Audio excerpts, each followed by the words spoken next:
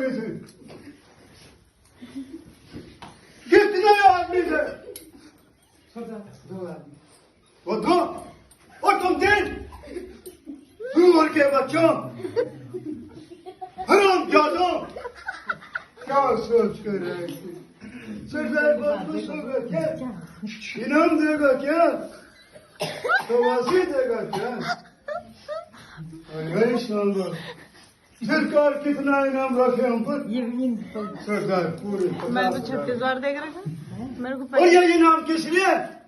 जब रात में 50-50 को कोई बच्चा गांव में रोता है, माँ कहती बेटा सो जा, नहीं तो गब्बर सिंह आ जाएगा। और ये तीनों हराम जादे गब्बर सिंह का नाम पूरा मिट्टी में मिला दिए। इसकी सजा मिलेगी, बराबर मिलेगी, बराबर सजा मिलेगी।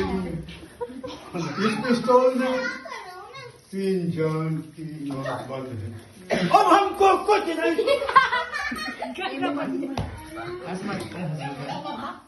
अब हम इसको घुमाई देता है। इस पिस्तौल में देखना है किसको क्या मिलता है।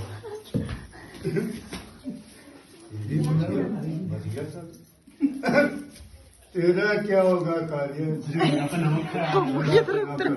अब गोली खा। कालिया कौन है? बम्बू कालिया में बम्बू की तरफ कर रहे पापा। तू कालिया है क्या? बच गया, बच गए रे। मर गया, वही शानदार होली का